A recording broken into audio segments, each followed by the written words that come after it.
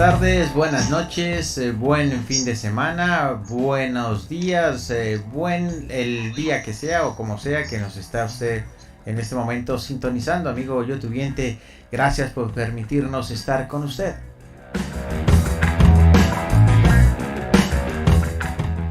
Si usted siente que va caminando por la calle y siente que alguien lo observa, o de pronto está en su restaurante favorito y siente que alguien no puede dejar de mirarlo, o está en la sala de su casa y siente que alguien está sobre su nuca y de pronto ve un puntito láser, usted tiene toda la razón. Usted está en punto de mira.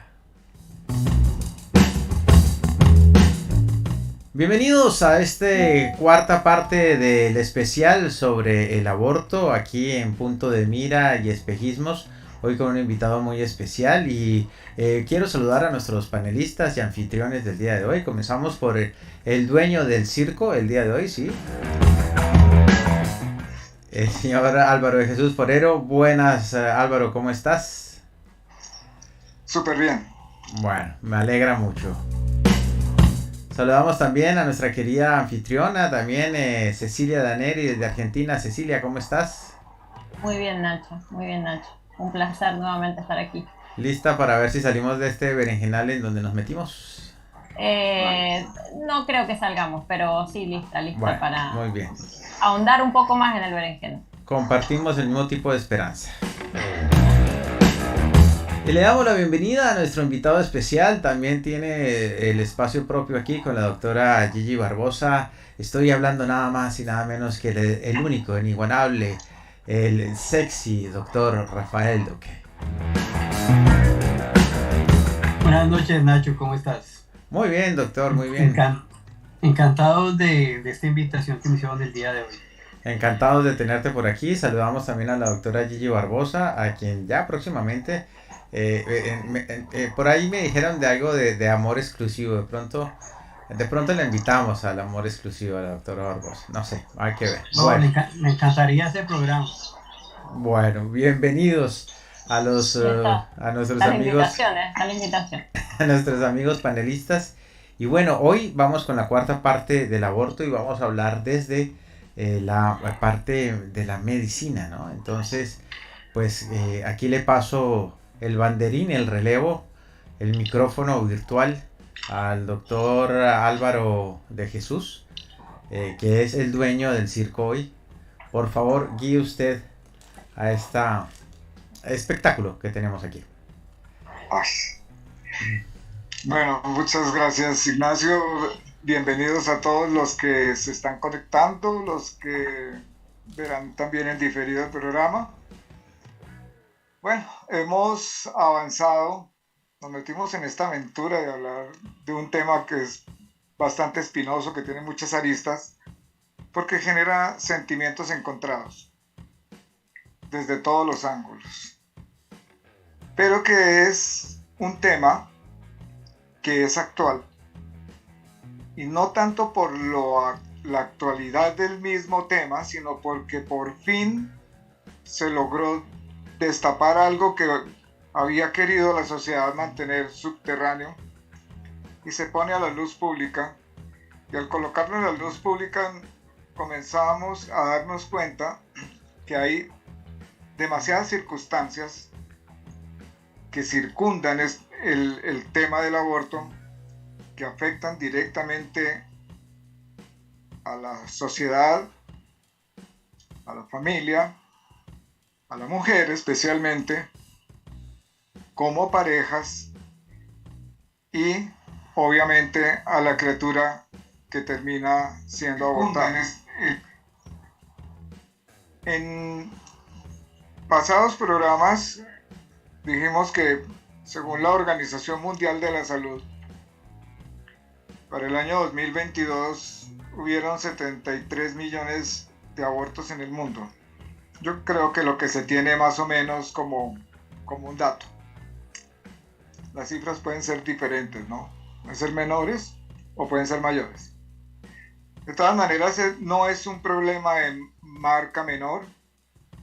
Es como diríamos en Colombia es una papa caliente, muy difícil de tomar.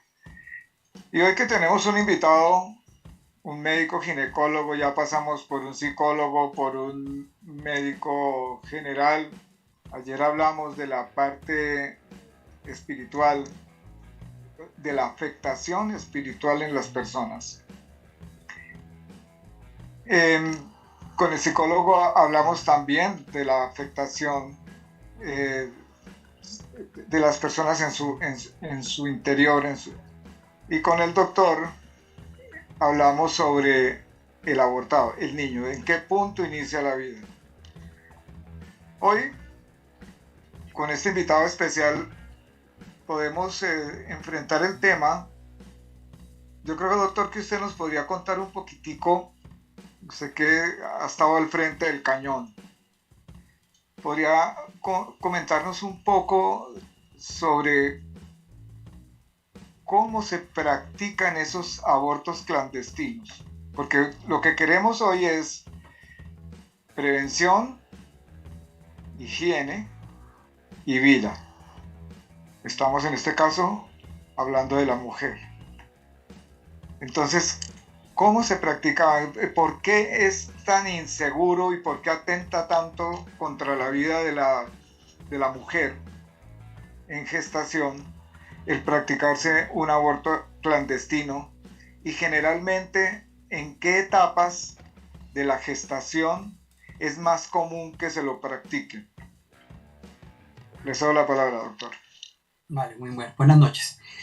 Pues esto ha sido muy variable en el tiempo, ¿no? Ha sido una cosa que ha tenido diferentes variaciones en cuanto al tiempo.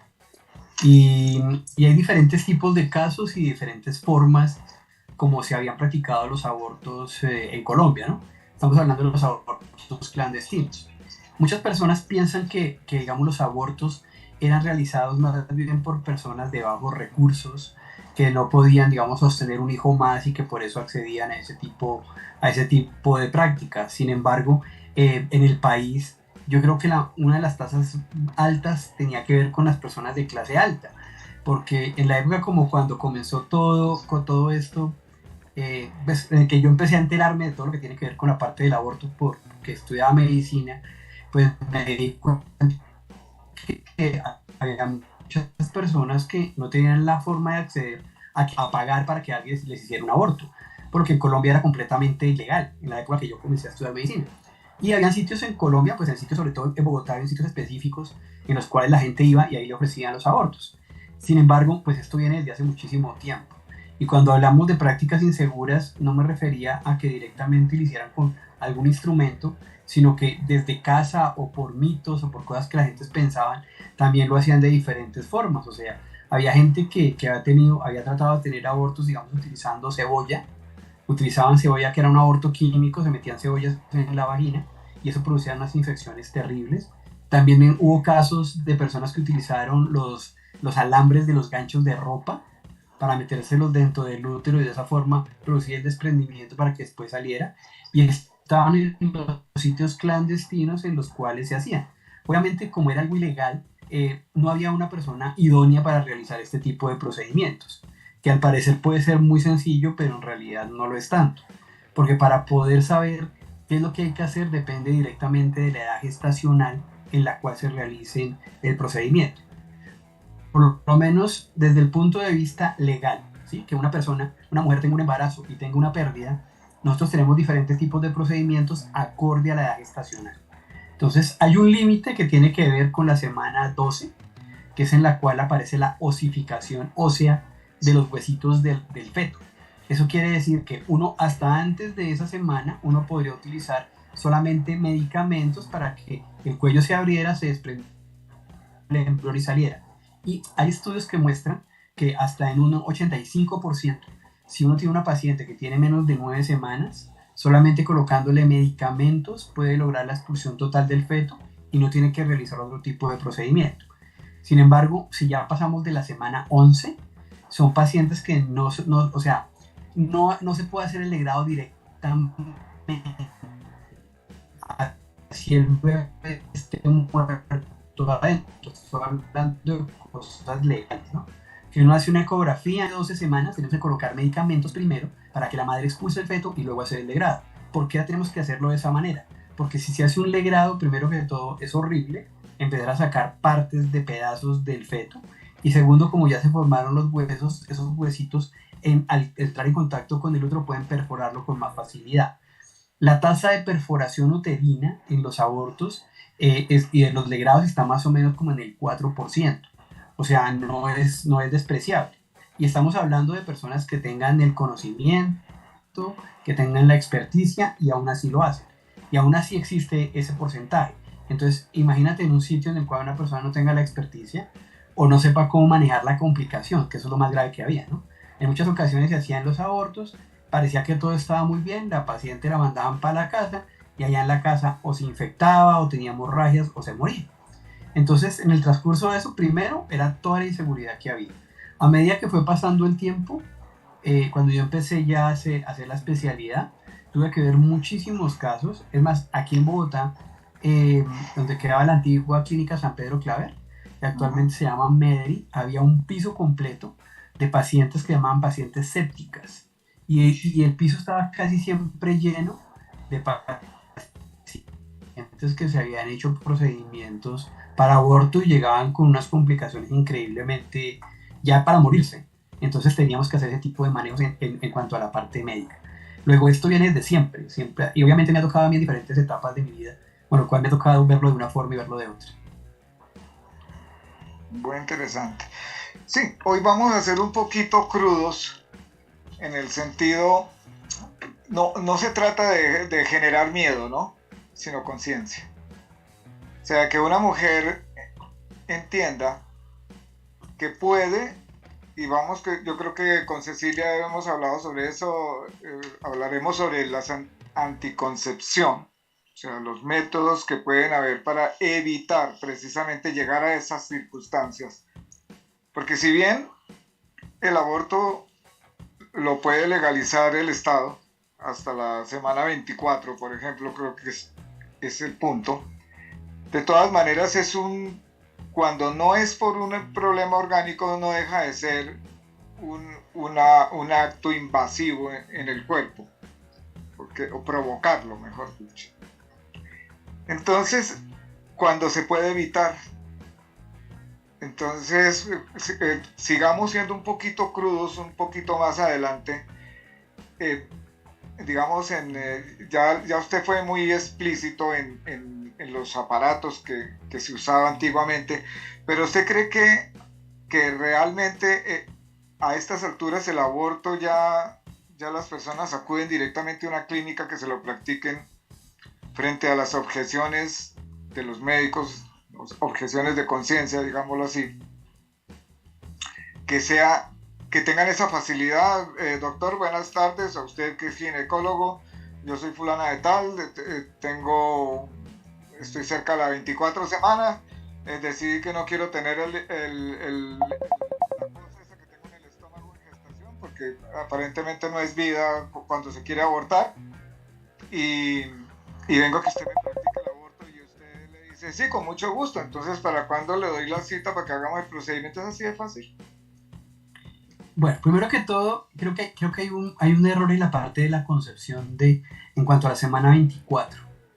Uh-huh. En cuanto a la semana 24, es como el límite que colocó la Corte para que, digamos, no haya que preguntarle a la paciente por qué tomó la decisión. Después de la semana 24, para poder acceder a la interrupción voluntaria del embarazo, tiene que caer dentro de las 3 causales que estaban en la sentencia C355 del 2006. Pero hasta la semana 24 no hay ni siquiera que preguntarle, simplemente está metido dentro del derecho de la despenalización. Pero la gente pensaría que entonces, como es hasta la semana 24, uno vería muchas pacientes con 23 semanas y 22 semanas buscando una interrupción, y en realidad eso no es así. Lo más frecuente es que las interrupciones se busquen a muy temprana edad gestacional. Lo que pasa es que obviamente cuando colocan la parte 24 todo el mundo entra en terror, porque en la semana 24 pues ya hay un feto completamente formado, que tiene movimientos, que si uno lo lograra sacar en semana 24, aunque las expectativas de vida son muy bajas, podría sobrevivir por fuera de la madre. Entonces, obviamente, esa semana es una semana muy impactante por ese tipo de cosas, porque en esa semana empieza a desarrollarse el famoso surfactante pulmonar, que es una sustancia que se pega en los pulmones que va a hacer que los alveolos, que es donde se almacena el oxígeno para hacer el intercambio, no se colapse cuando uno bota el aire. Entonces, cuando una persona respira, se llena el alveolo, y cuando expira, sale el aire del alveolo, pero el alveolo no se cierra completamente, sino si se colapsara, sería muy difícil volverlo a abrir y tendría que meter uno muchísima presión. Entonces, el surfactante hace que eso no sea así, que nosotros podamos respirar fácilmente sin darnos cuenta. En los bebés que nacen en esa semana apenas está formándose el surfactante. Luego esa es la causa por la cual en la semana 24 la sobrevida de los bebés pues no es tan alta. En una unidad de recién nacido muy buena, uno podría estar en sobrevidas del 25-30%. ¿Sí? En semana 28 más o menos del 50%. Y va aumentando a medida que vaya alcanzando. Lo ideal siempre sería por encima de la semana 34, ahí tenemos una sobrevida muy alta. Pero entonces ese límite de semana 24, en realidad es muy poca las pacientes que llegan a esas semanas, que llegan a tener unas semanas tan cerca de esa semana para tomar una decisión. Casi todas toman la decisión muchísimo antes. Y ahora que ha aparecido lo de la despenalización, la verdad es muy extraño. Yo hace muchos años no veo una paciente perforada por un aborto clandestino. Y estoy hablando de muchos años, por ahí unos 8 o 9 años.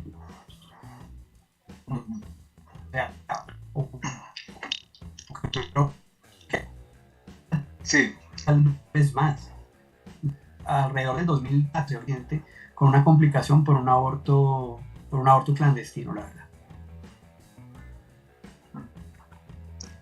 O sea que en términos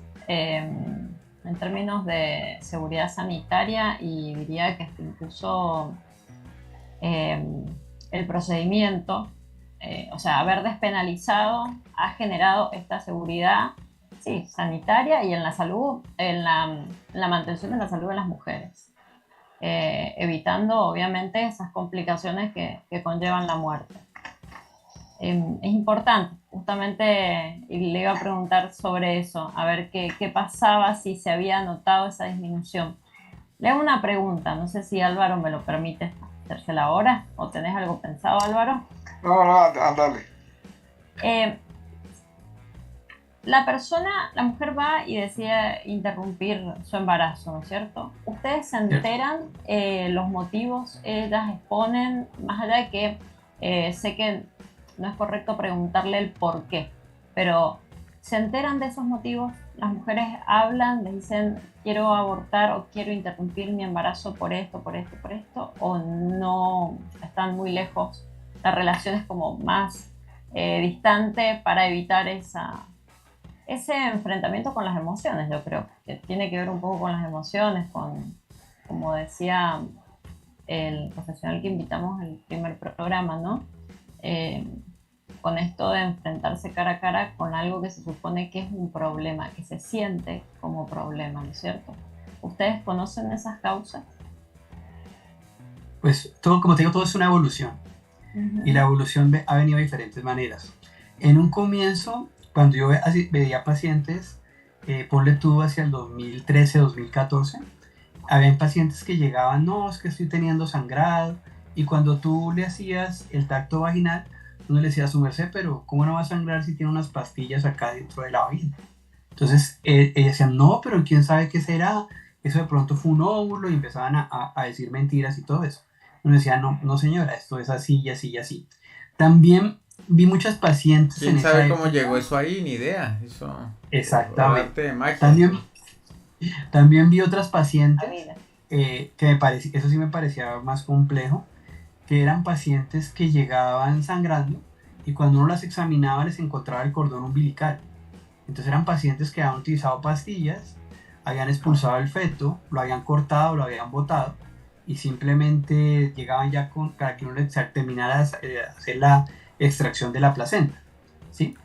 Casi siempre era con medicamentos, ¿sí? Ya hacia la época del 2013-14, como te digo, no llegaban por procedimientos, sino ya como ellas mismas a través de medicamentos lo venían haciendo. Cuando la sentencia cogió más fuerza, que fue cuando colocaron, mira, la verdad es que en este país lo de las causales fue una excusa. En realidad la corte y lo que hicieron fue tratar de legalizar el aborto, pero como estamos en una sociedad judeocristiana que tiene conceptos morales y éticos muy arraigados, era muy difícil que ellos pudieran tomar la decisión de decir, listo, lo vamos a legalizar. Es más, aquí se puede decir que está legalizado entre comillas, pero cuando tú vas a leer la sentencia hablan de despenalización, ¿sí? Porque no le quieren poner la palabra deslegalizado para no meterse en ese conflicto de interés y en el conflicto de cosas. Y como yo venía diciendo, esto ha sido una evolución. Entonces en un comienzo escuchábamos las mentiras. Después más adelante, después de que estaban las causales, sí llegaban con las causales y decían, no, es que yo no me siento capaz, yo estoy deprimida, yo he tenido pensamientos e ideas suicidas. Y como te digo, eso se ve más en la clase social alta, que es lo que uno creería que la persona más vulnerable, digamos, por la parte de conocimiento, la falta de esa educación sexual que se tiene, la falta de educación en cuanto a qué métodos de planificación hay, la accesibilidad que se tiene a un método de planificación, haría que las personas de clase media o clase media baja fueran las personas que más acuden. Y en realidad uno ve son personas que tienen más o menos una capacidad económica. Y entonces casi siempre es que no, esto afecta mi proyecto de vida. Yo estoy estudiando, yo no me siento capaz de seguir con esto adelante, no es lo que yo quería para mi vida, y empiezan a dar una que otras excusas. Entonces así fue el cambio, ¿no? Y ya en estos momentos pues también comentan, pero ya no tienen el miedo ni la pena que tenían antes, ni tienen que decir mentiras, porque como ya es legal, entonces ya van a exigir el servicio. ¿Sí? Como tienen ya derecho, entonces dicen, no, vengo porque no quiero continuar más con el embarazo. Algunas dicen, no me siento capaz, otras dicen, no, es que yo tuve una enfermedad, otras dicen, no tengo cómo mantenerlo, me pasa esto y esto. Y toman la decisión, no, es producto de un abuso.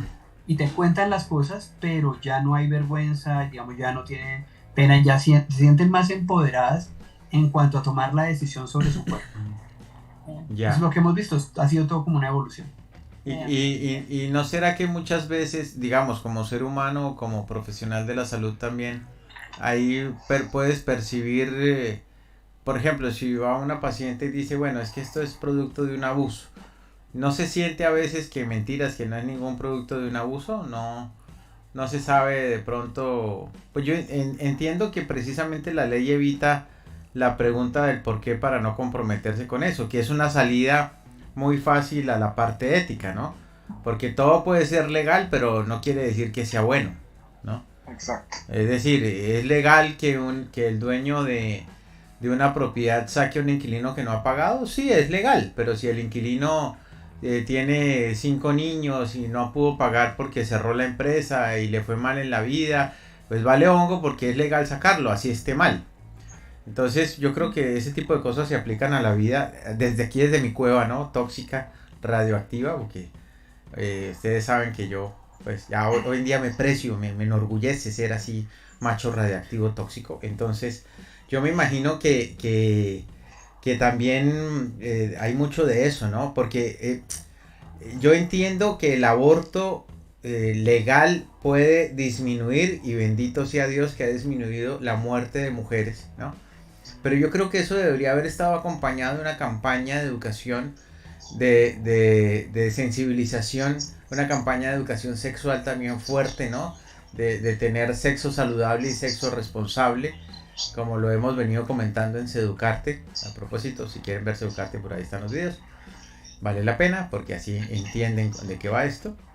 Y no porque, ay, me fui de fiesta y ay, y entonces, bueno, pues esta es la forma más fácil de deshacerme del tema, es ir allá donde el doctor Duque y decirle, no doctor, es que no sé cómo llegó esto aquí, no sé, ni idea, yo me dormí.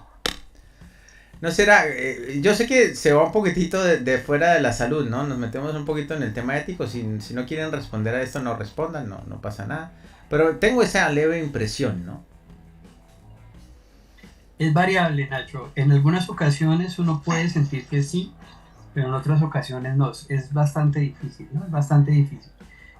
Sucede y es muy complejo porque, digamos, acuérdate que no solamente nosotros como ginecólogos vemos este tipo de cosas, ¿no? También, digamos, nos toca ver pacientes que han sido abusadas. Cuando, digamos, hay diferentes cosas en Colombia, depende de donde uno esté, en diferentes sitios donde uno está, a veces le tienen diferentes códigos, como código blanco, código púrpura, a los abusos sexuales.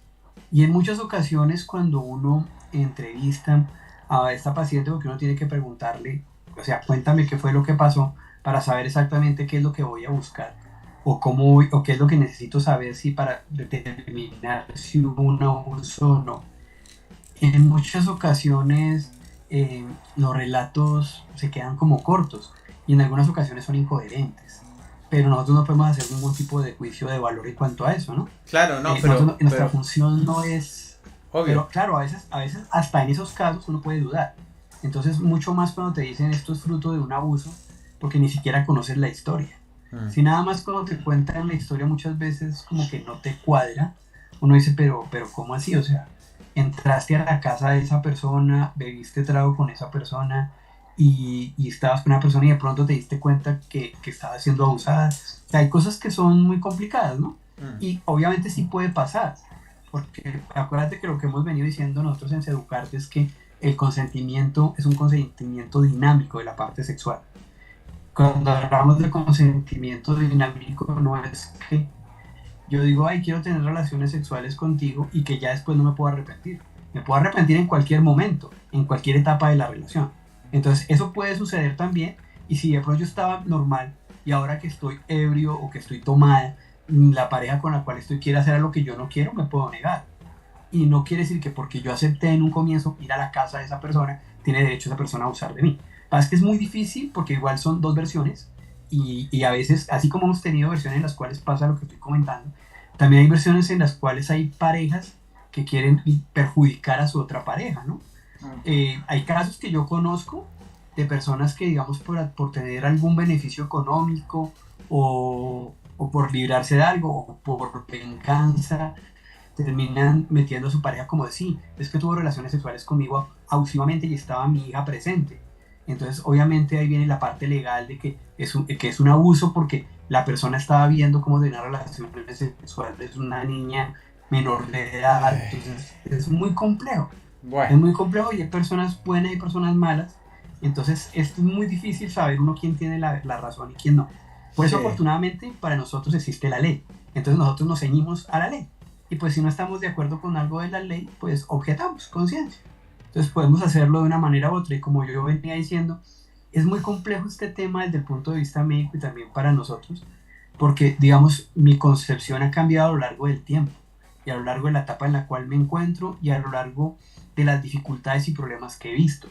Entonces, en un comienzo cuando yo empecé a estudiar ginecología, me acuerdo que en la entrevista que me hicieron a mí, me preguntaron que qué pensaba sobre el aborto.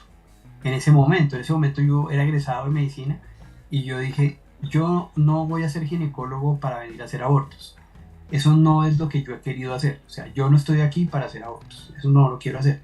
Sin embargo, no tengo la autoridad moral para juzgar, y eso lo contesté en mi entrevista, a alguna persona que tenga un problema como que en su momento haya sido un abuso. Entonces entendería que esa persona no quiere tener un embarazo. O sea, aunque no esté de acuerdo y no vengo aquí a hacer procedimientos de aborto, para eso no estoy estudiando, tengo que ser empático con el entrevistador. En esa entrevista de medicina, para ginecólogo me dijo, y si usted tiene su esposa y usted se da cuenta en un examen en semana 12 que viene con un feto mal formado, ¿usted qué haría? Porque yo lo veo muy seguro en decir que usted no haría un aborto. En ese momento yo le dije, no le puedo contestar. Y me dijo, pero no le puedo contestar, ¿por qué? Si usted estaba muy seguro. Entonces yo le dije, no le puedo contestar porque en este momento me volví parte del problema. Yo ya no soy el médico tratante. Entonces, una cosa es como yo actúo como médico y otra es como dentro del problema. Y le dije, es casi igual que si de pronto usted está en contra de la eutanasia y usted ve que su papá está en un abuso y muriéndose y sufriendo, usted por lo menos lo piensa. Le dije, obviamente hay cambio porque las emociones te hacen pensar diferente. Ese fue mi concepto inicial cuando yo empecé a estudiar ginecología.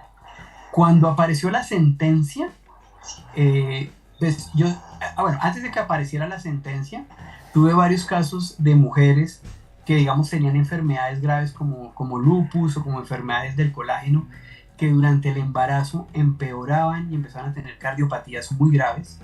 Y eran pacientes que uno veía cómo se deterioraban y cómo iban llegando a un límite en el cual en cualquier momento se podían morir. Entonces eran pacientes que tenía que uno acercarse y decirle, oye, mira, esta situación está muy grave, yo creo que lo mejor es que suspendas el embarazo o que lo terminemos porque no vas a llegar al final del embarazo vivo. Y era muy complicado, porque la gente también tiene una concepción errónea y las mujeres dicen, no, la vida de mi hijo sobre mi vida. Y pues es que eso no es cierto. Eso es como una manzana. Si uno, no, salve la manzana, pero no salve el árbol. No, es que si el árbol se muere la manzana. Ese es el problema. Y cuando nosotros hablamos de que interrumpiera el embarazo, pues estamos hablando obviamente de gestaciones en las cuales el bebé no tenía la posibilidad de sobrevivir fuera de la mamá. Porque si tiene posibilidad de sobrevivir fuera de la mamá, pues simplemente adelantamos el parto y atendemos al bebé y tratamos de salvar la vida al bebé y la vida a la mamá. Pero eran momentos en los cuales faltaba mucho tiempo para llegar a una edad gestacional en la cual el bebé pudiera sobrevivir. Entonces, muchas veces decíamos, su merced, piénselo bien, y las pacientes se iban deteriorando hasta que al final, cuando estaban muy mal, casi siempre tomaban la decisión. Pero era muy difícil esa parte. Cuando apareció la sentencia, pues la sentencia me pareció interesante en un comienzo, pero me causó grandes preocupaciones, porque obviamente, como yo les digo, ellos lo que quiso la corte fue legalizar el aborto, o sea, legalizarlo por completo, y para eso colocó la palabra salud, ¿sí? Cuando hubiera un problema de salud de la paciente. Y como sabemos, el concepto de salud pues es biopsicosocial, entonces entraba la salud mental, entraba la parte social, entraba cualquier cosa. Entonces, si una paciente dice, no tengo los medios económicos para mantener este bebé, va a afectar mi salud, o me siento muy triste porque mi proyecto de vida no era este, o siento depresión, o creo que puedo llegar al suicidio, inmediatamente algo que para mí era clave, y era que una persona podía aludir a esa causa de salud mental o de parte social todas las veces que quisiera. O sea que si una persona quería utilizar, entre comillas, ese método de planificación, que era hacerse un legrado y abortar, lo podía hacer. Entonces, obviamente, yo no estaba a favor de esa parte, porque me parecía que había un vacío jurídico en ese aspecto. Y lo que dice la ley es que cuando uno no está de acuerdo con una causal, tiene que declararse impedido para todas las demás. Entonces, yo terminé siendo objetor de conciencia porque no podía estar de acuerdo con unas y en contra de otras. A pesar de que, como digo, a pesar de que tal vez la manera como yo pienso que la despenalización sí ha sido fundamental para disminuir el número de muertes en mujeres. Entonces, si alguien me pregunta, ¿usted está a favor o en contra? Es muy difícil que yo dé una respuesta, porque estoy a favor en ciertas cosas y estoy en contra en otras. Por lo menos hay otra cosa que me parece complejo, pero que no, yo creo que en unos años voy a cambiar de pensamiento también, que tiene que ver con esas gestaciones de las mamás como las que hablaba Álvaro, que llegan a la semana 24 a decirnos que vengo a interrumpir el embarazo, o que llegan he tenido pacientes que han llegado con 28 semanas. Entonces yo digo, wow, yo sé que este bebé, si lo sacamos, tiene una posibilidad de sobrevivir del 50%. Entonces ahí cambia, como el concepto cambia un poquito, porque uno puede decir, venga, ¿y por qué no tomó la decisión antes? ¿Sí? Si ya estaba claro que lo iba a hacer, ¿por qué no lo hizo antes? Pero también me he encontrado con casos en los cuales la paciente no lo podía hacer antes, como por ejemplo que estaba viviendo con la persona que la había abusado, o que estaba bajo amenaza, y aquí en Colombia, digamos, en los sitios pertenecía a una vereda o a un sitio en el cual había aparte de la parte de la guerra que tenemos aquí interna en Colombia, de todo lo que tiene que ver con la guerra interna de guerrilla, paramilitarismo y todo eso, y eran personas que no tenían la posibilidad de salir y demandar un abuso. Entonces, cuando tuvieron la posibilidad de hacerlo, ya tenían una edad gestacional avanzada. Entonces ahí uno empieza a decir, bueno, hay que ser empático en esta parte, pero son casos muy poco probables, son muy escasos. ¿Cuál es el problema? ¿qué es lo que me parece a mí complejo, digamos, de tener una edad gestacional avanzada? ¿Cuál es el problema? Que no funciona igual que funciona cuando hay embarazos pequeños, que digamos utilizamos medicamentos para que lo expulsen, el bebé nace, sale muerto y uno simplemente hace la parte del degrado. Sino que en este caso, como dice la ley colombiana, el sujeto como tal o la vida como tal para la legislación comienza en el momento en el cual nace una persona que puede estar fuera de la madre y puede vivir. En ese momento se convierte en ciudadano y al convertirse en ciudadano tiene todos los derechos y tiene todas las posibilidades, y uno como tal tiene que brindarle todas las garantías para que pueda sobrevivir. Entonces, si uno le coloca, digamos, misoprostol a una paciente que tiene 25 semanas, pues van a ser un feto vivo, y al nacer vivo, inmediatamente es un ciudadano y toca brindarle todas las garantías para tratar de sacarlo adelante. Obviamente el problema no es que sobreviva o no sobreviva, sino que esos fetos que son tan pequeños van a sobrevivir y muchas veces con lesiones neurológicas muy severas, y va a tener una calidad de vida muy mala por eso. Completamente entonces, atroz la lo cosa. Que se hace... ¿Señor? Completamente atroz la cosa. Sí, pero es más atroz la siguiente parte. Entonces, lo que dice la ley, lo que tiene que hacerse, es que el bebé no puede nacer vivo.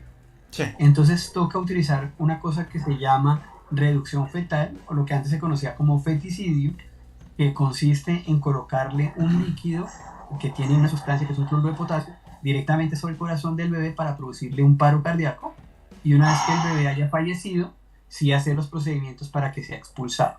Entonces ahí es donde viene el problema de la edad gestacional elevada, y ahí es donde me aparece a mí todo mi problema ético en cuanto a lo que yo pienso, y por esa causa es que yo soy objetor de las otras dos causas, que es la de la salud de la madre y también la de la violación, con las cuales estoy completamente de acuerdo. Pero como me toca objetarlas todas, no puedo objetar unas y otras no, entonces soy objetor de conciencia por eso. Entonces digo que mi pensamiento ha sido muy variable y mi posición es muy difícil de entender, pero sí creo que o sea, yo personalmente creo que sí debería haber una legalización del aborto. De pronto no yo hablo de la semana 24, sino de pronto un poco antes, y creería yo que obviamente, eso es mi pensamiento, lo que yo haría es que el primero que se lo paga el Estado y el segundo lo pagas tú. No es bueno embarazarse. ¿Qué me he dado cuenta yo afortunadamente? Porque es una de las cosas que también me ha hecho cambiar un poco el pensamiento, es que dentro de esta sentencia sí viene una cosa muy importante que tiene que ver con el apoyo hacia esa persona, ¿sí? Porque como decimos, una mujer así, ella no quiera tener un embarazo, tener un aborto no es bonito ni es fácil, y es algo que va a causar traumas también, porque más adelante, por más que en ese momento ella sienta que no lo podía manejar, puede ser que más adelante tenga sentimientos de culpa y ya de pronto si hubiera podido o puede afectarla más adelante. Entonces hay un acompañamiento en estas pacientes, y una de las cosas que se les está casi que exigiendo es que les colocan un método de planificación de larga duración, o por lo menos se les sugiere, son muy pocas las que lo rechazan. Obviamente hay que tratar de promover para que lo usen, y aquellas que lo rechazan hay que escribir en la historia clínica que la paciente lo rechazó, ¿sí? Como diciendo, ella no quiso seguir un método de planificación de larga duración, por lo menos que dure 5 o 10 años, ¿sí? La idea es que pase un tiempo largo en el cual ella pueda decidir si va a seguir con ese método de planificación, pueda como reorganizar su vida, mirar las situaciones en las cuales está, y no que tenga un embarazo próximamente pronto para que otra vez vuelva a tener que acceder a una interrupción voluntaria. Bueno, Álvaro. Creo que hablé mucho. No, perfecto. No, estuvo excelente. Ha sido muy claro, doctor. Ha sido muy claro en las causas por las cuales usted objeta todas las causas, porque le toca hacerlo con todas. Es muy claro, es que es lo interesante de conversar con un médico. Y es que usted ha sido muy específico en el sentido de que si una madre está en un periodo de embarazo anterior a que el bebé sobreviva y está en riesgo la vida de ella, pues es una cuestión irrefutable. Hay que salvar la vida de la madre. Si está después decidido intentar los dos, que de todas maneras se corre el riesgo que alguno de los dos perezca. Pero es un riesgo que hay que correr en la cocina. Lo otro que nos muestra a ustedes son los casos aislados de tipo guerra, vereda o situaciones difíciles social en la que se ven indudablemente afectadas muchísimas mujeres, y no solamente porque sean por causa de una violación, sino del macho alfa que cree que la mujer es un, me perdona la expresión, es un inodoro y que él tiene derecho a montarla cuando se le dé la gana y así es. Pero todo eso son factores de educación. Pero lo que a mí me aterra realmente es que las educadas, las pupi, las que tienen acceso a toda clase de información de métodos anticonceptivos y de todas estas cosas, tan sinvergüenza que no sean fáciles de usar. Y otra cosa más, porque es que no estamos, digamos, si nos apartamos de los casos extremos y nos vamos como dice Ignacio, a la rumba, noche loca y a todas esas cosas, hombre, uno diría, yo es casi que convencido de que usted habló de que esto era un problema de social más inferiores, ¿no? O sea, por falta de cultura, de educación, de economía. Pero resulta que... Se cayó Álvaro. ¿Qué pasa? ¿Ah? Sí. ¿Ya regresé? Sí, sí. Ya. Es que parece que alguien me está llamando por ahí. Entonces, si tienen, primero, los medios económicos. Segundo, han tenido acceso a educación. Pero viven en un entorno familiar acomodado en todo sentido.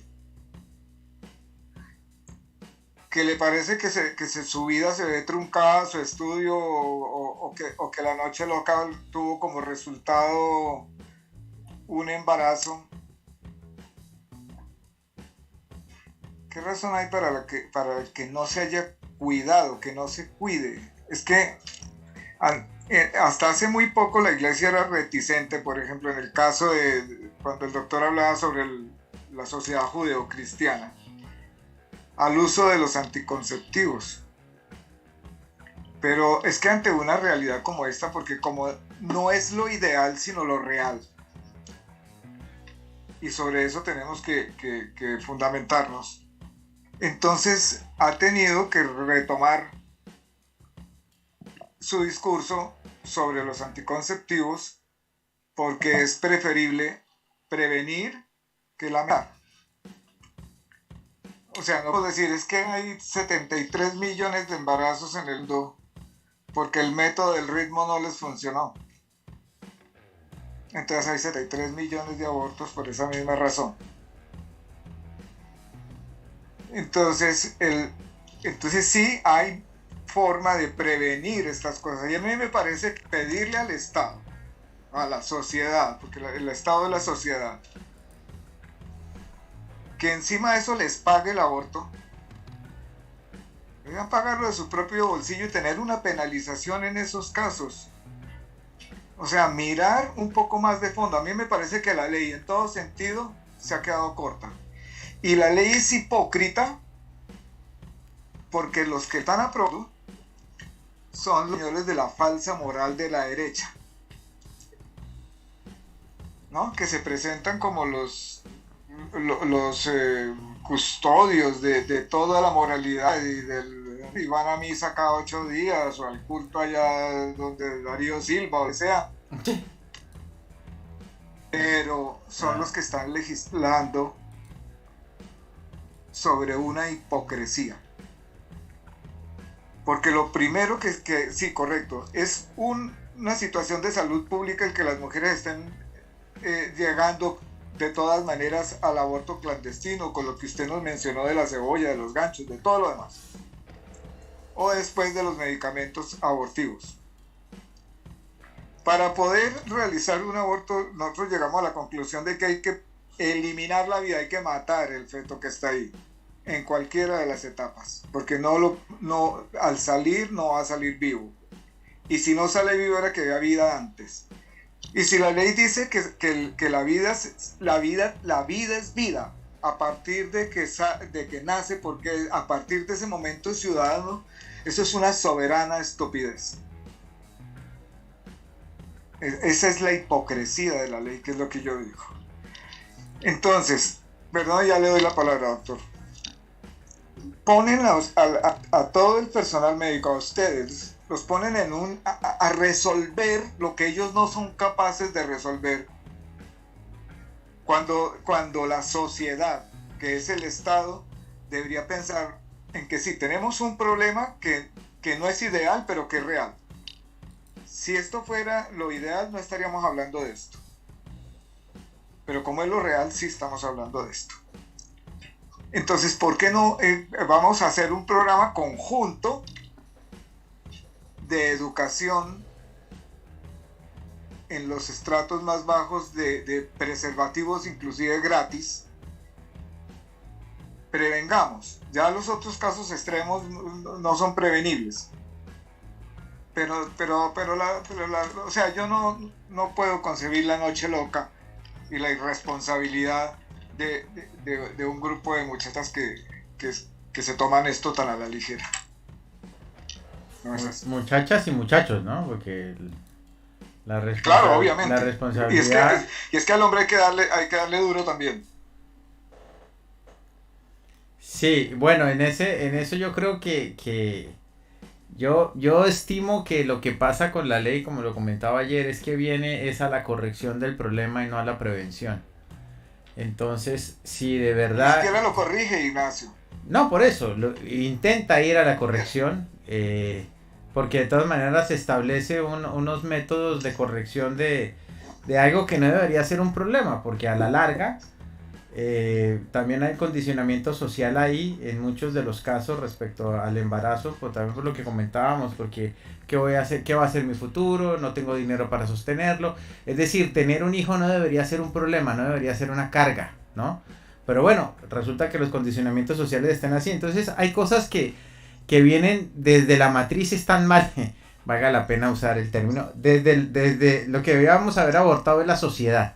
Desde la generación misma están mal, porque son conceptos que no han funcionado, ¿no? Y de verdad, si nos preocupáramos por una educación sexual rica, responsable, incluyente, llena, completa, lógica y sobre todo consciente, entonces yo creo que habría menos embarazos no deseados.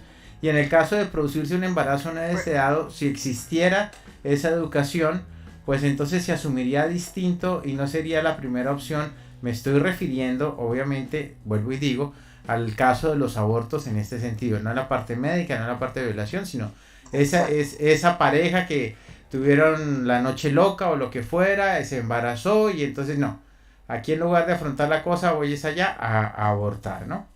Pero eso es consecuencia de una mala educación sexual, creo yo. No sé qué piensa el doctor Rafael, que ya me conoce y sabe que yo en esta cueva soy radical, no sé. Bueno, yo quiero dos cosas. Me perdí el programa. Cecilia también está que se habla, ya va Cecilia. Doctor, sí, perdón. Bueno, ¿le damos a Cecilia primero? No, diga. Bueno, dos cosas. Primero, me perdí el programa en el cual hablaron, aparecía como tal la vida, ¿sí? Creo que ahí hay muchas cosas porque ni la sociedad ni la parte humanística se ha logrado poner de acuerdo en qué momento arranca. Entonces, digamos, en qué momento hay como esa parte de la conciencia. Creo que todos hemos logrado saber en qué momento pasa eso. Y si lo estamos colocando, que es cuando hay simplemente la fecundación, tendríamos otro problema gravísimo. Cuando, por ejemplo, la inseminación artificial y los bebés probeta. Eso sería un problema muy grave de manejar, porque estaremos diciendo que muchos de esos embarazos se van a perder. Entonces, estaríamos hablando de un aborto en ese caso. O sea, creo que esta es una discusión que es muy difícil de dar y que creo que nadie tiene la razón en qué momento arrancaría la vida. Desde el punto de vista legal, como digo, arranca del momento en que nace. Y si nace y tiene posibilidades de vida, se considera un ciudadano, desde el punto de vista legal. Pero desde el punto de vista ético, social, moral, cultural, religioso, obviamente va a tener diferentes variantes. Y creo que nadie jamás se va a poner de acuerdo, porque obviamente tiene que ver con sus convicciones internas de cómo ve la vida y cómo no. Entonces, me perdí ese programa, pero pues, una interpelación, doctor. Es muy difícil saber eso. Sí. Y estoy completo. Sí, señor. ¿Qué es? Usted dice, cita, digamos, el caso de los probeta, ¿no? O sea, cuando es una manipulación para poder lograr que haya una concepción y después implantarlo inclusive en el vientre de la madre. Correcto. Tal cual. Durante el proceso del ensayo se pueden perder una cantidad de óvulos que se supone que se iban a sostener y no se sostuvieron. Eso no es un aborto. Porque se está haciendo un ensayo, o sea, es una manipulación. No se puede tomar como un aborto. En el momento en que se sostiene... Estás hablando de la manipulación externa. Sí, exacto, externa. Sí. Okay. No, yo estaba hablando de la interna. Bueno, pero el interno es más o menos lo mismo. Pero no, bueno, pero en ese caso... En que se sostiene, y ya es posible que ese óvulo fecundado pueda ser implantado en el vientre de la madre. Desde ese momento ya es vida, porque ya se sostiene. O sea, de ahí en adelante, hasta lograr que nazca el ciudadano, inicia el ser histórico de ese que algún día va a llegar también a morir, por la razón que sea, y va a realizar durante su vida lo que sea. Entonces, si es dentro del vientre es exactamente igual. O sea, si los óvulos que no son fecundados, o que son fecundados pero que no se sostienen y son arrojados, no es un aborto. Digamos en el sentido en lo que lo estamos hablando nosotros, aunque tenga que producirse un aborto, el cuerpo lo expulsa. ¿A qué voy yo? Que para que una mujer quede embarazada no se mete uno, sino se meten 4, por ejemplo. Y de esos puede que solamente uno sea el que pegue en el endometrio y los otros se pierden. Entonces podríamos decir que hubo 3 abortos. Es que es una cuestión estuvo ahí porque estaban dentro de... Sí, estaban dentro, pero no vamos a hablar que por estar adentro ya son vida los 4, sino el que queda, el que se sostiene. Entonces ahí estaríamos diciendo que la vida es a partir de... ¿Por qué ese sería vida y los otros no? Claro. No porque no se sostienen, porque están dentro del margen natural. No hay una manipulación para acabarle esa vida. Eso es a lo que yo me refiero. Si las cosas son naturales, y una mujer en cualquier periodo de su embarazo tiene una pérdida, es una pérdida. Pero otra cosa muy distinta es, venga, yo necesito acabarlo.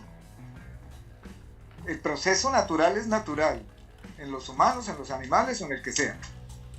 Pero lo que es antinatural es cuando se intenta, o sea, se aliviana la vida para cercenarla. Yo creo que hay un tema semántico ahí que es el siguiente. Yo creo que aborto hay espontáneo y producido.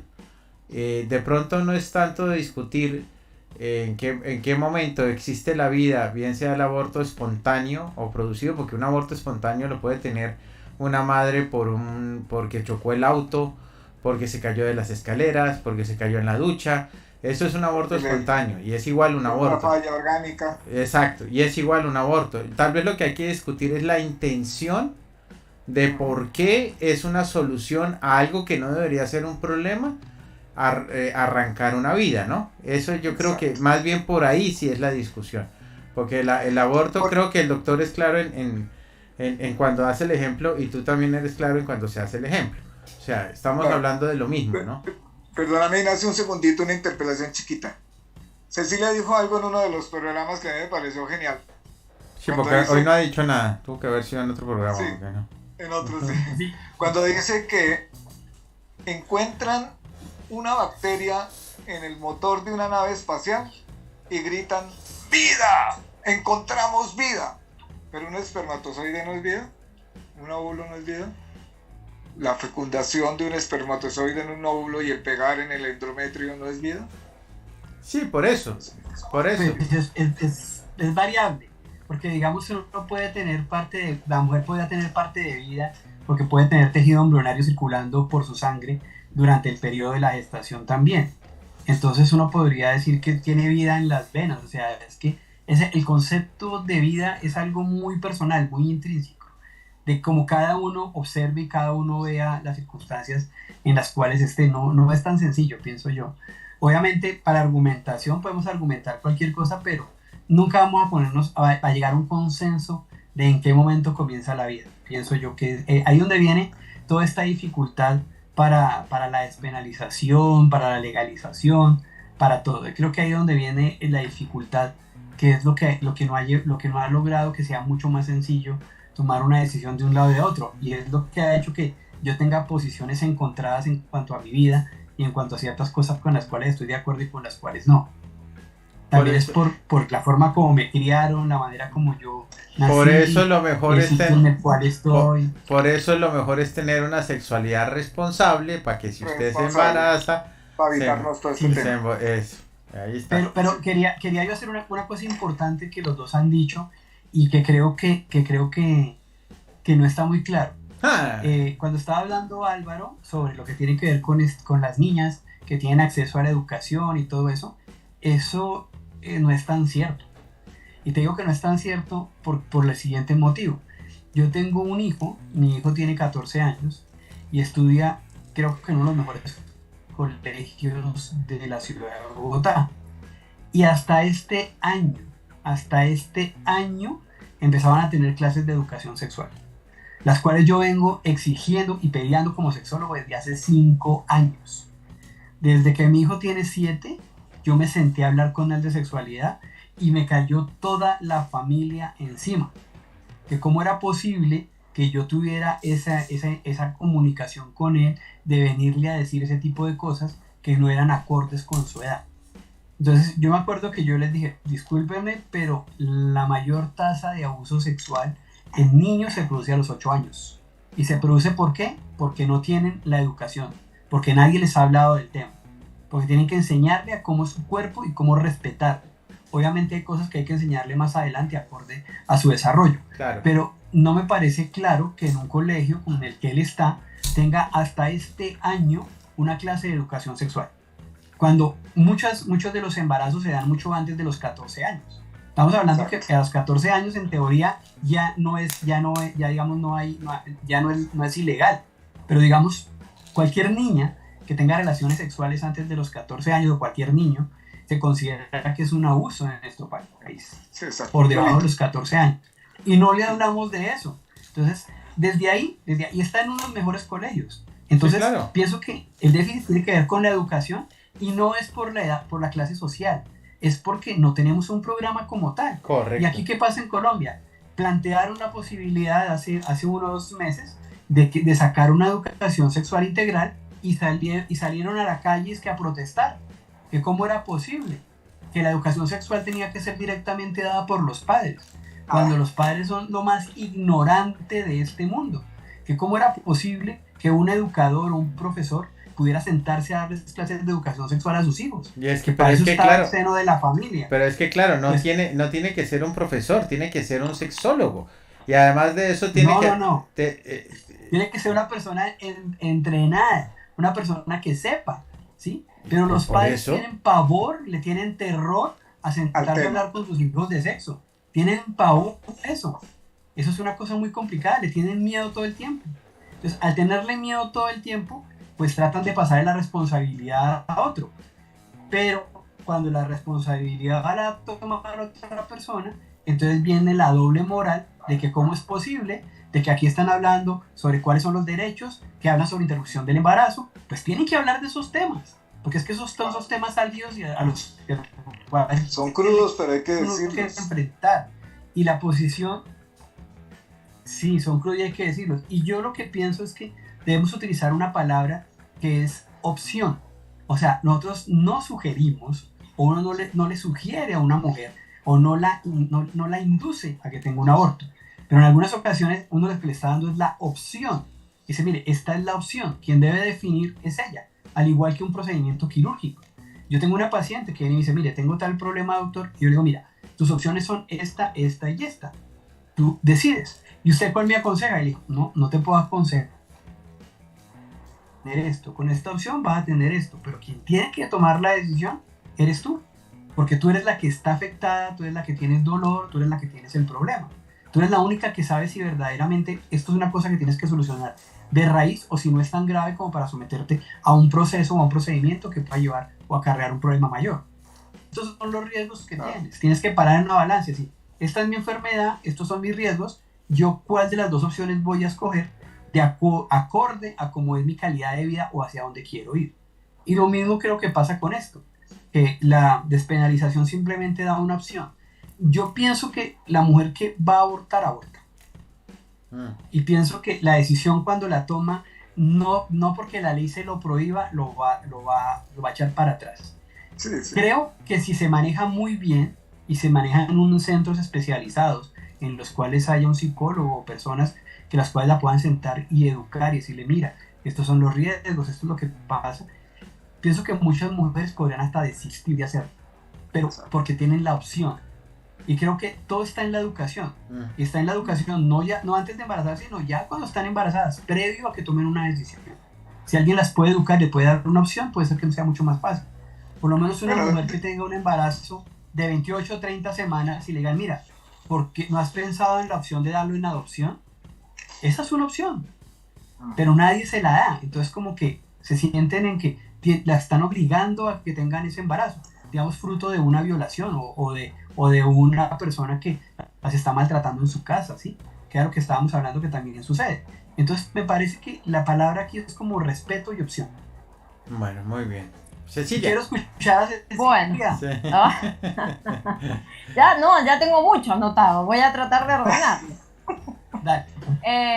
Bueno, a ver. Primero, eso sí, yo lo aclaré. El tema de la educación me parece fundamental. Totalmente de acuerdo. Lo que voy a contar pasó en una escuela también muy bien, de acá de Mendoza. Una niña queda embarazada y se hace un aborto en la escuela. Con uno de estos ganchos, obviamente empieza con una hemorragia terrible, todo el baño lleno de sangre, tienen que llamar a urgencias, la llevan al lugar a donde van a terminar de hacerle el legrado, y resulta que ella les pide por favor a esos médicos que no le digan nada a la familia, porque era terrible esa familia, no la dejaba tener novio.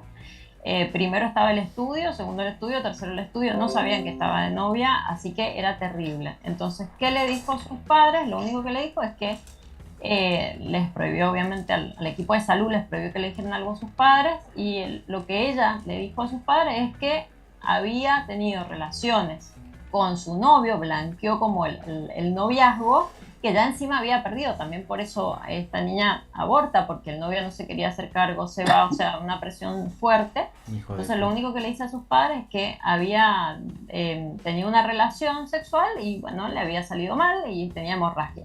Entonces los padres, ahí vino toda la moralina extra de que cómo y que cómo va a ser tu primera vez y encima de esta manera y bueno, todo, o sea, que estaba como acorralada por muchos lugares. Estoy totalmente de acuerdo que hay muchísimos padres que se horrorizan de que a los chicos y chicas en las escuelas les enseñan educación sexual integral, se horrorizan, en la casa no hablan.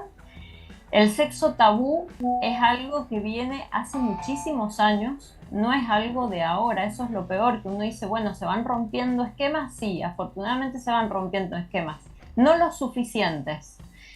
Entonces ahí tenemos un quiebre importante. En el tema de la educación hay un quiebre, pero importantísimo, en el quiebre con la familia, con la comunicación con la familia y el apoyo familiar al margen de las morales. Porque si hay algo que me parece una demagogia total, y esto es una crítica absoluta que tengo con el color celeste, es bellísimo, pero tengo una crítica con ese color, es que hay una parte de esos celestes que levantan esa bandera pro vida y sin embargo hay cuestiones que, por ejemplo, estas no las tienen en cuenta. Entonces vienen las morales, las falsas morales, a determinar formas de actuar.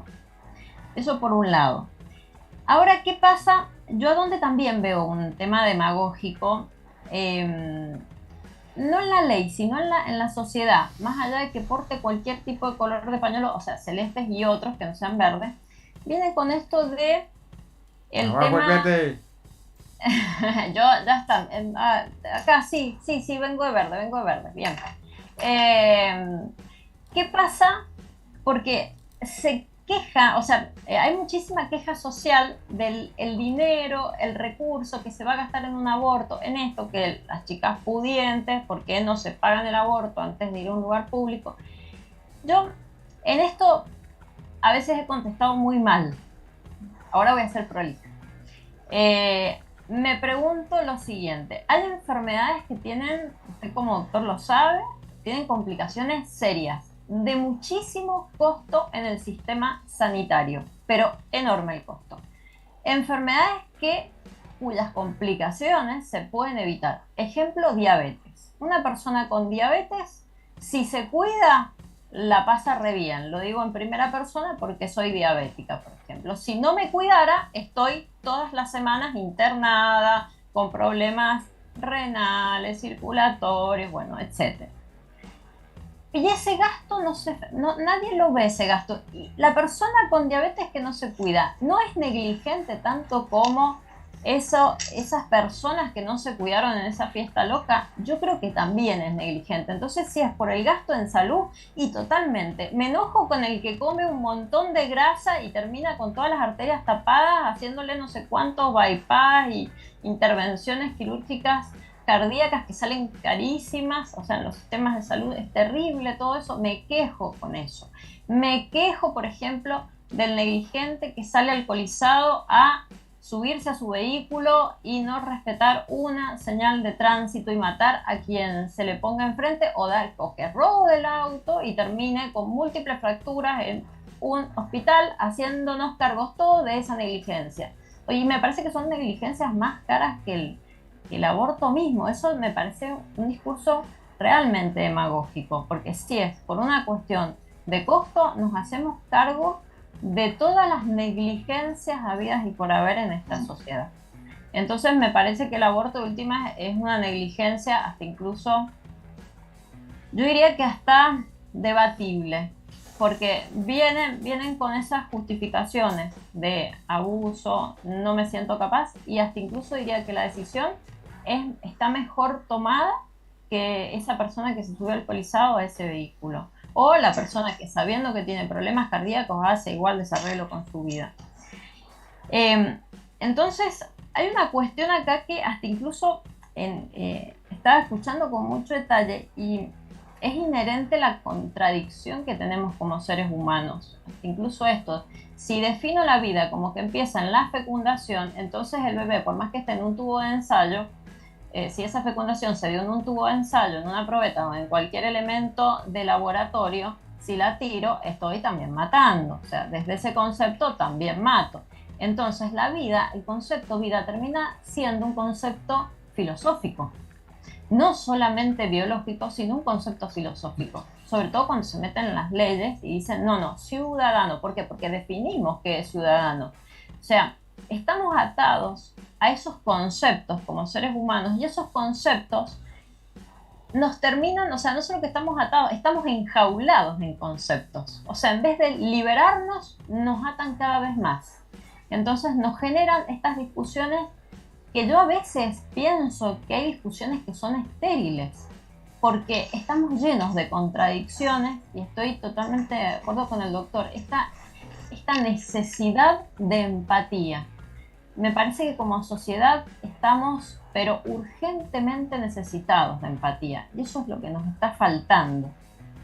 Entonces siempre está la postura, siempre tengo que tomar postura, y yo creo que en la vida la postura dura segundos. Si uno reflexiona, yo creo que la postura rígida dura segundos. El bien y el mal, lo bueno, lo malo, arriba, abajo, todos términos, conceptos, que lejos de liberarnos, nos atan cada vez más.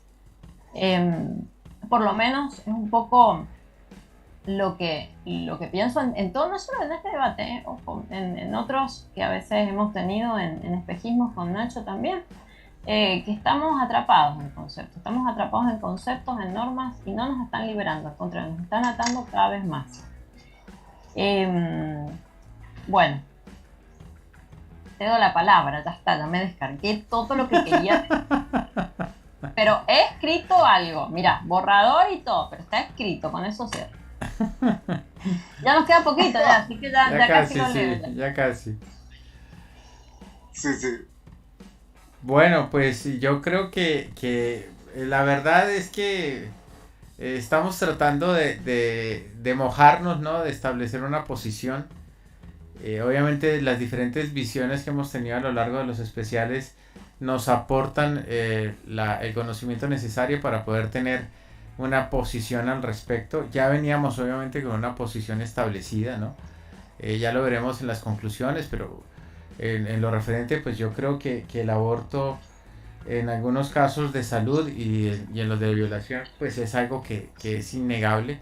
No creo que sea un problema exclusivamente de las mujeres, creo que hay una participación indudable del hombre y debería haber una obligación del hombre al respecto. ¿Señor? ¿Cómo, Doc? Una corresponsabilidad. Sí, tendría que haberlo porque uno tiene que hacerse cargo de eso, es decir, eso no sucedió por obra y gracia del Espíritu Santo, usted estuvo ahí y eso es suyo también, entonces hay que... Pero te pongo otra cosa que de pronto nunca hemos pensado, ¿no? ¿Alguien ha pensado en un embarazo de una mujer que decida abortar y que la pareja no está de acuerdo? Ah, no, sí, aquí ha habido casos en Colombia, ¿no? Durísimo. ¿Sí? Y entonces la pregunta es, y en este caso, o sea, el hombre tiene la responsabilidad, pero no tiene ningún beneficio tampoco, porque quien toma la decisión es la mujer. O sea que es una estupidez eso. Eso es una... No, porque y puede pasar. Una mujer que no quiere tener un hijo con esa persona y dice, no, pero es que yo no lo quiero tener porque esta no es la pareja con la cual yo quiero estar. Fue un accidente, quiero otra persona, no quiero estar con él. Entonces no quiero tener un hijo de él porque no quiero tener pues haberlo pensado antes, ¿no? La vida con esa persona. Y la otra persona sí quiere. Doctor. Es complejo, súper complejo. No, pero haberlo pensado antes de estar con esa persona y de estar sin responsabilidad. Y ya sobre... Pero la noche loca. Y ya sobre el doctor, hecho... Una pregunta. Digamos, una mujer en todo su periodo, digamos, después del proceso menstrual al siguiente proceso menstrual, ¿cuántos días es posible que quede embarazada? Es una pregunta difícil porque depende directamente de cómo es el ciclo menstrual. Sí, si tenemos ciclos menstruales regulares, que son de 30 o de 28 días, varía. Si es de 28 días, se considera que el día de la ovulación es el día 14, que es la mitad. Si es un ciclo de 30 días, se considera que es el día 16.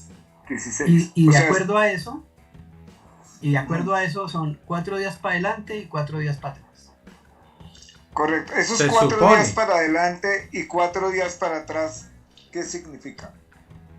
Significa que puede quedar embarazada en ese periodo de tiempo, porque ella va a presentar la ovulación y pues los espermatozoides tienen una vida que varía entre 5 a 7 días. Exacto. Quiere decir que si tiene relaciones sexuales 4 días antes, pues va a coger va a estar pendiente, van a estar ahí esperando que llegue el óvulo. Exacto. Y si tienen 4 días después, se van a encontrar con el óvulo en el camino. Exacto. Entonces estamos hablando de que 8 los días. Ciclos, se necesita que esos ciclos sean completamente regulares. Regulares. Y si la los mayoría ciclos de las no son mujeres regulares, si no son irregulares. ciclos que varían, el método de ritmo no sirve para nada. Ahora yo voy a preguntar algo. Y acá, Diga. Álvaro, me vas a escuchar. Doctor, cuando una mujer es multiorgásmica, ¿es posible que se genere una ovulación espontánea? En realidad no. No, de No ninguna tiene nada que forma. No solamente, en la parte del orgasmo tiene que ver directamente con el placer. Bien, Pero no tiene que ver, porque he No tiene leído que ver por con ahí. el proceso Bien, hormonal. perfecto. No. Para que haya una ovulación se necesitan varias cosas. Bien. Se necesita que haya una producción de hormonas Ujú. que son la FSH, que es una hormona que produce el cerebro, que estimula al ovario para que produzca folículos que van a ir creciendo y van a llegar al borde del ovario. Y se necesita que haya otra hormona que se llama la LH, que es la que hace que ese folículo rompa el ovario y salga el óvulo. El óvulo cae en la cavidad abdominal y la trompa lo busca y lo atrapa. Esa es la forma como funciona.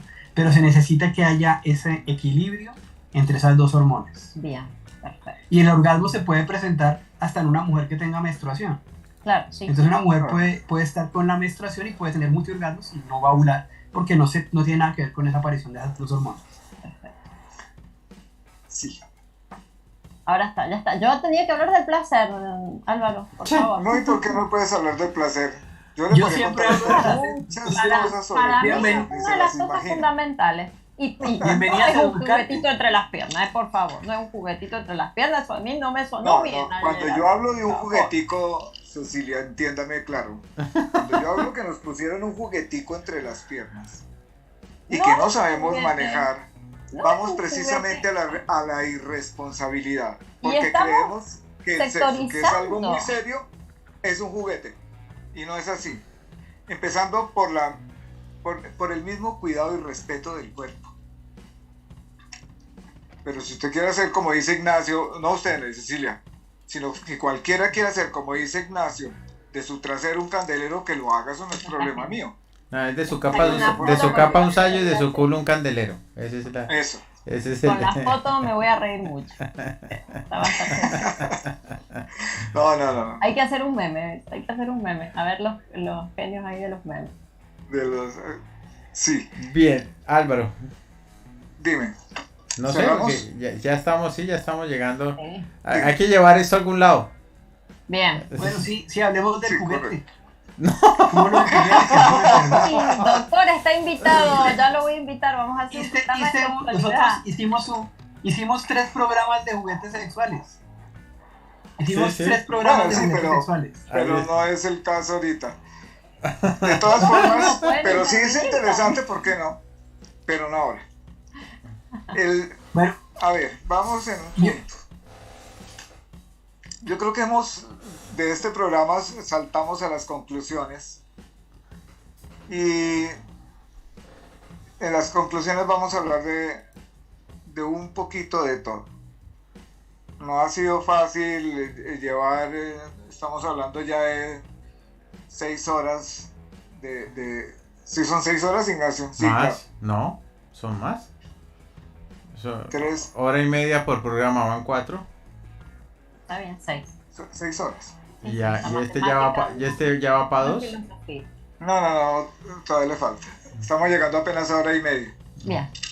Pero bueno, no es sencillo este tema. No lo es. Lo que quisimos abordarlo para quienes nos están escuchando y nos van a escuchar, aunque el programa de hoy fue bastante crudo en algunos comentarios que hicimos, y lo dijimos desde el comienzo, va a ser crudo. Aquí tenemos. Ayer fue muy... Dime. Que nos saludaba la doctora Barbosa, Alejandro Garzón, Leonardo Álvarez, Leonardo Sierra también. Gracias, doctora Barbosa, sí, por los saludos. Lamentablemente la educación sexual es parecida en todos los estratos sociales, nos dice ella. Sí, señor. Listo. Entonces hoy ha sido muy crudo, pero se necesitaba que fuera crudo. La intención de nosotros, de Cecilia, de Ignacio y mía y quienes nos han acompañado en el panel, en ningún momento ha sido hacer sentir mal a nadie, juzgar a nadie, criticar, condenar. Pues yo sí quería que los que son desordenados sexuales se sintieran mal, pero no lo lograste. No lo logré. La pedagogía dice que no es conveniente bueno, eso. Lo seguiré intentando. Cierras. Entonces, ¿qué pasa? Hemos dicho que la mujer puede reconstruir su vida después de un aborto, porque ya hablamos, no en este programa, sino en los anteriores, de lo que viene después del aborto. Porque a la mujer se le puede decir, como decía el doctor Barbosa, no, venga, tranquila, esto no le va a doler, le vamos a poner anestesia, está en manos de profesionales, está en una clínica, todo para su cuidado. Pero aquí adentro, ¿qué sucede después? Con el tiempo. Y lo tratamos, ya ustedes verán si a través del canal se van al primer programa, al segundo programa, al tercer programa, a este programa, y van siguiendo la secuencia, que es lo que a mí me parece que sería lo ideal, ¿no? Del primero aquí, para saber por qué llegamos a este punto aquí. Y para que ustedes puedan saber después por qué llegamos a las conclusiones que vamos a llegar. No sé qué día lo haremos, ya lo vamos a definir, pero esa es la razón específica. De manera que ha sido un placer de mi parte haber podido aportar, haber tenido esta oportunidad de dirigirme a quienes nos están escuchando y nos van a escuchar. Un agradecimiento especial a los panelistas, al doctor Duque, al doctor Barbosa y al doctor, el psicólogo, se me va, Ignacio, ¿cómo es el apellido de él? El doctor Arsenio Henao. Henao. Excelentes todos, muchísimas gracias. Indudablemente ustedes son unos genios y gracias por sus aportes. A Cecilia, gracias. Un gustazo. Y a Ignacio, hombre, que es el que lleva el timón de este barco y que se lo suelto a partir del momento. Ceci. Bueno, Leo. Me duele el útero. ¿Serán las habladurías? ¿Serán los nacimientos en que morí? ¿Las muertes en que viví? ¿Serán los hombres y las morales que opinan sobre lo que debo y lo que no debo? ¿Serán las pasiones que pulsan? ¿Serán las cicatrices de mi madre, tal vez las de mi abuela? ¿Serán los abogados que legislan sobre él? ¿Serán las manos que lo manosean? ¿Serán los seres que tratan de invadirlo? Me duele el útero, ya sé por qué. Soy mujer y eso duele. Bueno. Duele. Sí. Así es. Duele. Bueno, Doc. Algo último antes de irnos, estimado doctor Rafael. No, me pareció muy interesante. Tal vez, creo que la conclusión que yo he sacado sobre todo este tema es que todavía no tengo una posición. Y creo que cada día mi posición va a variar o va a cambiar acorde a lo que vaya viviendo, a las experiencias que haya tenido que enfrentar y a las cosas que vaya sufriendo. Esperemos que todo salga bien y que sigamos siendo empáticos y aprendiendo de nuestros pacientes y aprendiendo de todas las cosas que van sucediendo y siempre buscando el bien, que se mueran menos personas en lo ideal, es lo ideal para todos. Sí. Ignacio, una última cosita. Señor. ¿Qué tal si en las conclusiones, le damos un poquito duro al género masculino? No, claro, desde ya. Es que yo creo que hace falta una posición más radical de los hombres al respecto. Hace falta que se exijan los derechos sobre esa criatura. Lo que pasa es que como la mayoría son a mano de cobardes irresponsables, pues no van a querer hacerlo, ¿no? Pero debían hacerse. Yo conozco algunos casos de hombres que han sufrido trágicamente porque han abortado esa criatura, ¿no? Y no han podido hacer nada y llevan ese peso en el alma. Y sobre todo conozco el caso, por ejemplo, de un par que no han vuelto a poder tener la oportunidad de embarazar a alguien. Es decir, que a pesar de que lo hayan intentado, no ha funcionado. Entonces se arrepienten más todavía o tienen ese dolor de no haber hecho algo más para evitar ese aborto, ¿no? Yo creo que desafortunadamente hace muchísimo tiempo se rompió la utopía de esta sociedad. Le doy gracias a Dios porque existen personas como ustedes, profesionales como el doctor Rafael. Yo creo que los encuentros que tenemos en Seducarte son muy nutritivos y ahí ellos también tienen que aguantar ahí mi radicalización. No, has cambiado mucho. Te has modernizado de una forma increíble. No, a pesar de ser demisexual. No, doctor, puras apariencias para no discutir en vivo. Pero ya. Bueno. No, mentira, no. Ha sido muy buen hipócrita. No, hemos aprendido, por supuesto, cosas que de pronto se sabían y no se sabían cómo decir, y otras cosas que uno va aprendiendo, pero lo que más he aprendido es que sí es necesario tener una visión responsable sobre la sexualidad. Para mí, todo este tema del aborto consciente, no el que tiene que ver con enfermedades, no el que tiene que ver con situaciones de criminalidad, no el que tiene que ver con problemas externas, sino esas decisiones de asumir el aborto y todo el problema que tiene el hecho de los embarazos preadolescentes y todo esto, tiene y pasa por un problema de educación sexual. Porque finalmente la sexualidad es la excusa de la naturaleza y la mejor invención de Dios para poder preservar a la humanidad.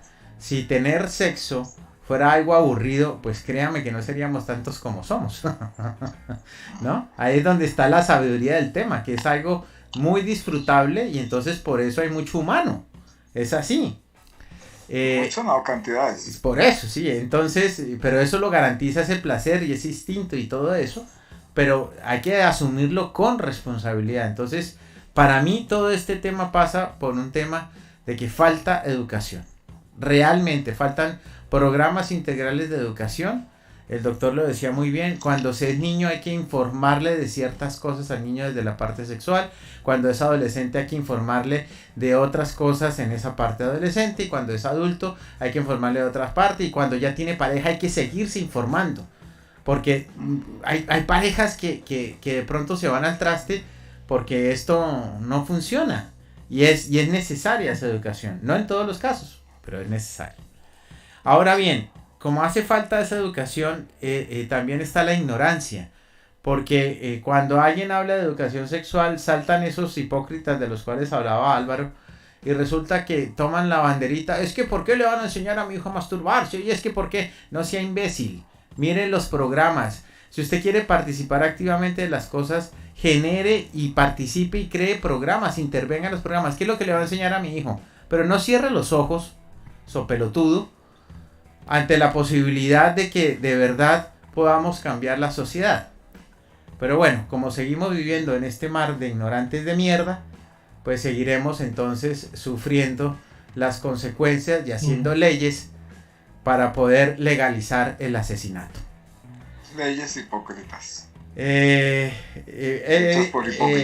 la forma de despedirme. Eso no quiere decir que no vayamos a estar en las conclusiones, claro que sí, pero es como la intención de estos especiales del aborto, iban para allá, sí. Y les agradecemos muchísimo. Dime, Doc Rafael. Perdón. Ya voy. ¿No, que el Doc iba a decir algo? No, pues que es que me parece que cierras con una cosa que me preocupa también, ¿no? Porque de todas maneras, aunque la legislación no nos guste, la legislación está haciendo algo importante, sí, que es evitar el número de mujeres que mueren por abortos inseguros. Correcto, no, es que eso es afortunadamente existe la legislación, sí, para eso, afortunadamente, Pero vuelvo y Es digo, que el derecho de la vida no solamente es el derecho de la vida no solamente la podemos hablar sobre el derecho al no nacido, sino también el derecho a que las mujeres no se mueran por un procedimiento inseguro. Entonces, claro que sí. eso también. Claro que Aquí sí, no- pero el tema es que si se pone en esa posición es porque hizo falta una educación al respecto. Educación, En el caso, conciencia, en el caso, ética. exacto, en el caso del aborto consciente, no en los otros casos, sino en el caso del aborto consciente, si una pareja, y no voy a hablar más de la mujer, voy a hablar de la pareja, si una pareja toma la decisión de abortar, porque eso es una decisión de pareja, no me joda, si una pareja toma, así el otro imbécil se quede callado, si una pareja toma la decisión de abortar y no tiene ninguna prelación de salud, ni ninguna presión, ni es producto de ningún crimen, ni nada al respecto, es porque les faltó educación y cuidado. Y ahí falla nuevamente la sociedad, porque a esa pareja que le faltó educación y cuidado, deberían tener los elementos necesarios para sentirse acompañada y tener, como el doctor dijo, más opciones Sí. que la de pensar en el aborto. Entonces, Ahora, Ignacio, una cosa. Y esa pareja que decide tener relaciones sexuales antes tiene un cauchito en la cartera o en el bolsillo, al menos, entonces no tendríamos todos estos problemas. Así claro, es. es que pasa por un montón de cosas la educación sexual, no solamente Le por el puede cauchito. fallar. Le puede fallar, sí. Pues falla también. Los métodos Bueno, pero es que eso pueden ya fallar. es que le puede fallar. ¿Cuántos de los que usan preservativos pueden, cuál es el estándar más o menos, doctor? ¿Qué conoce usted al respecto? 7%, 20%. 7% de falla. 7%. Bueno, hay que estar muy de mala, no me joda. Sí, está salado.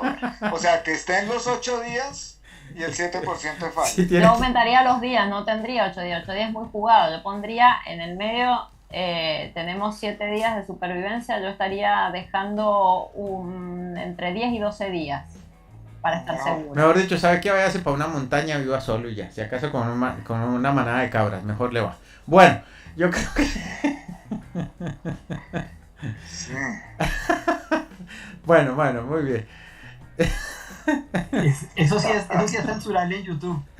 Ojo, eso sí es censurable en YouTube. Bueno, El no. amor con cabras sí es censurable. Ojo. Sí. Bueno, no, era para simplemente darle otro tópico. No, yo creo que todo está muy claro, la educación, la responsabilidad. Afortunadamente existe la legislación que viene a corregir ese problema que desafortunadamente se da. Es un asunto que se da en todos los estratos, afortunadamente y desafortunadamente, ¿no? Pero no crea, muchas veces es más sabio una persona con pocos recursos que una persona con todos los recursos.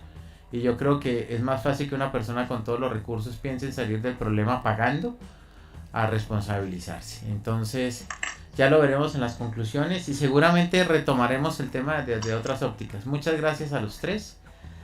Y usted recuerde, amigo youtubente, si usted está por ahí en el parque dándole de comer a las palomas, viendo a sus hijos jugar algo de fútbol, recuerde que alguien lo está observando porque usted está en el punto de mira.